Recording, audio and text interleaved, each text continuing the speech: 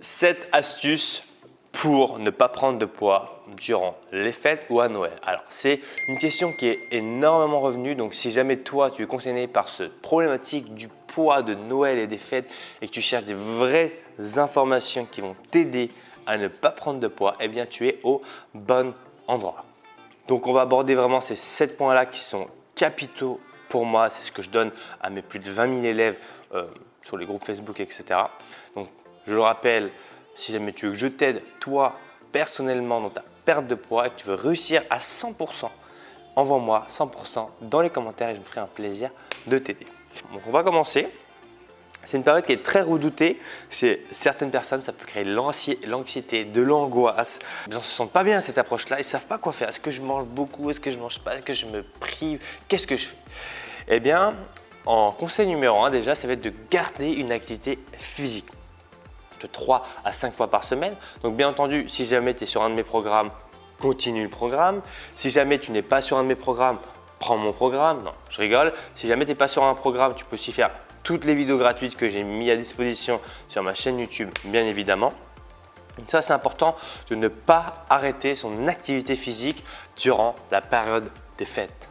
Ensuite, deuxième conseil ultra important, relâcher la pression sur les repas des fêtes. Alors oui, je sais que ça peut engendrer énormément de stress, énormément d'anxiété. Eh bien, relâche la pression, c'est une fois dans l'année. Tu n'as pas 2 fois Noël, tu n'as pas 2 fois le Nouvel An. Donc, tranquille, ça va bien se passer. À partir du moment où tu as mis en place des bonnes habitudes et que tout s'est bien passé, t'inquiète pas, souffle, tu ne prends pas 3 kilos en une journée. Troisième conseil à l'approche des fêtes, donc durant les fêtes, ce que tu dois faire. Donc par exemple le réveillon, le matin ce que tu vas privilégier c'est des légumes verts ou des protéines maigres pour avoir un minimum de calories pour justement compenser le soir avec cet afflux de calories que tu vas avoir. Donc tu vas manger plus de légumes, plus de protéines maigres, on va avoir du poulet, du bœuf, on va éviter absolument tout ce qui est saumon, canard, etc. parce que ce sont les viandes les plus grasses. On va se tourner vers les viandes les plus maigres, bon, aussi bien entendu protéines végétales, tempeh, etc. sans aucun problème. Mais voilà, ça c'était vraiment le troisième conseil hyper important pour justement permettre d'avoir son taux de protéines qui est toujours optimal et pouvoir se faire plaisir ensuite le soir.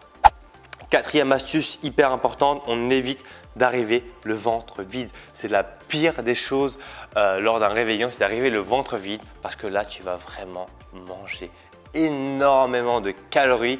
Tu peux manger 3-4 000 calories sans problème si jamais tu as le ventre vide. Parce que quand on a le ventre vide, on veut absolument manger des aliments qui nous font plaisir.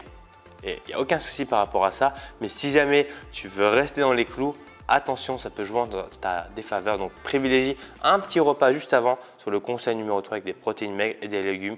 Et bien entendu, tu peux te faire plaisir durant les fêtes.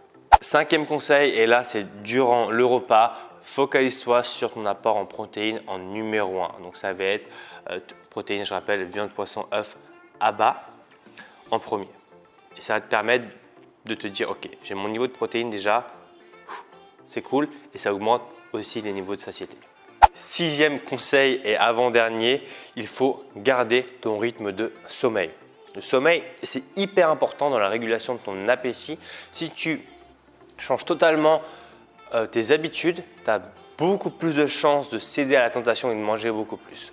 Donc ce que je te conseille, c'est toujours garder entre 7 à 9 heures ou de ne pas changer finalement ton planning de sommeil, donc l'heure à laquelle tu dors, etc., l'heure à laquelle tu te réveilles, à peu près de 1 heure, voilà, grand max, de garder une certaine routine. Et ça va te permettre d'être régulier, d'être sur ton appétit, finalement de ne pas avoir envie de manger n'importe quoi.